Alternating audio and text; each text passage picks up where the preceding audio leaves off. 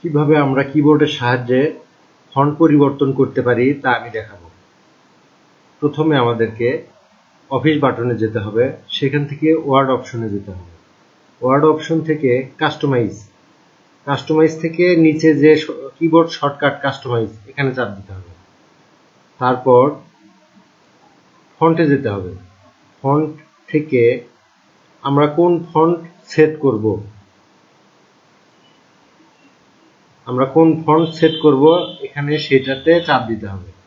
যেমন বাংলা লেখার জন্য স্বপ্নি এমজে, এটা কিবোর্ড থেকে আমি F2 তে সেট করব।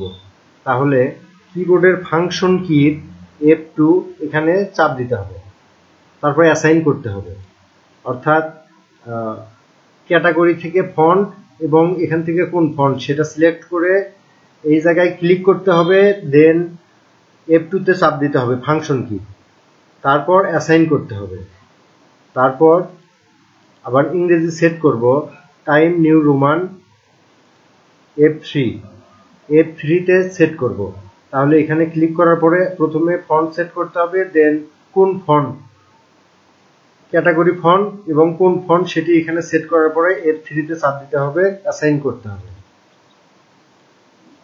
এখন আমাদের পুরো প্রক্রিয়াটি সম্পূর্ণ হয়েছে। তারপর আমরা F2 তে চাপ দেব। এই যে এখানে দেখবেন, খেয়াল রাখবেন এখানে কি হচ্ছে, এই যে ফন্ট পরিবর্তন হচ্ছে। একবার F2 তে চাপ দিচ্ছি, একবার F3 তে চাপ দিচ্ছি। F3 তে যখন চাপ দিচ্ছি তখন ইংরেজি, F2 তে বাংলা।